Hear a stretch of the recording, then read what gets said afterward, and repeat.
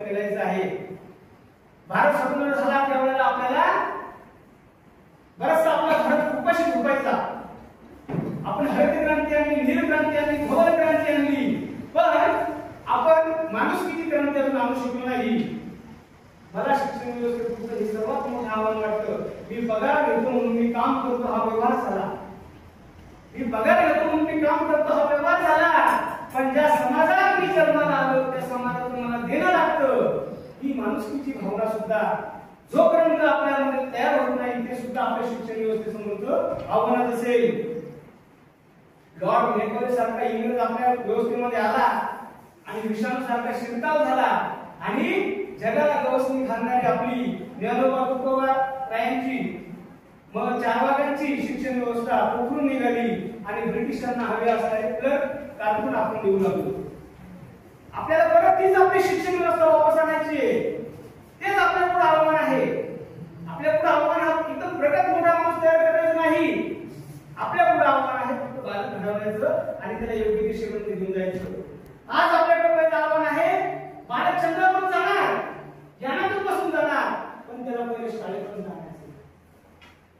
रस्त्यावर सिग्नलवरती भीक मागणारा माझा देशाचा बालक त्याच्या रूपामध्ये या देशाचे स्वप्न आपल्याला कळवायचे हे आपल्या शिक्षण व्यवस्थेसमोरचं आव्हान आहे।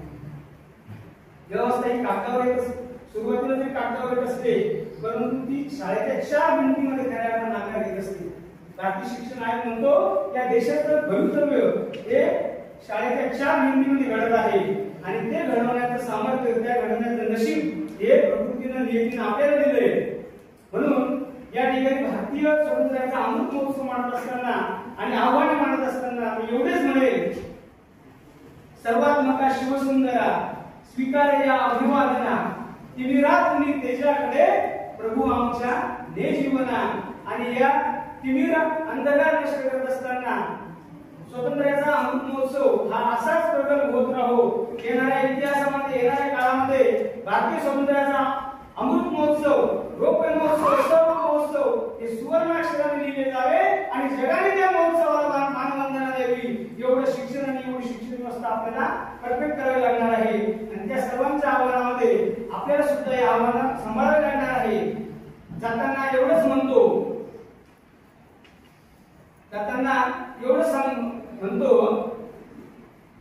आपल्या शिक्षण व्यवस्थेच्या समोर सगळ्यात मोठं जर आव्हान असेल तर एका प्रार्थनेला म्हणून सांगतो,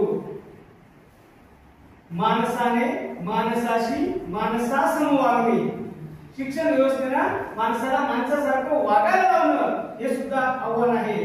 मी शिवाजी महाराजांवर कविता केली, मला फोन आला, मी मराठा आहे का? मी बाबासाहेबांवर कविता केली, मला फोन आला, तुम्ही बुद्धिस्ट आहात का? मी पैगंबरावर कविता केली, मला फोन आला, तुम्ही मुस्लिम आहात का? मग मी अण्णाभाऊवर कविता केली, मला फोन आला, तुम्ही मातंग आहात का? परवा मी माणसावर कविता केली, परंतु मला आजच्या एकही फोन आला नाही की तुम्ही माणूस आहात का? आणि या शिक्षण व्यवस्थेवर हेच खरं आव्हान आहे, आपल्याला माणूस म्हणून ओळख द्यायची आहे। तुझं जगणं, माझं जगणं एका हृदयामध्ये बंदिस्त व्हावं आणि त्याला माणुसकीची किनार मिळावी आणि तुझ्या रूपामध्ये सुजलाम सुफलाम मलय शीतलाम मला दिसावं आणि माझ्या रूपामध्ये सुजलाम सुफलाम मलय शीतलाम तुला दिसावं। एवढेच आव्हान आपल्याला पूर्ण करायचे आहे। धन्यवाद।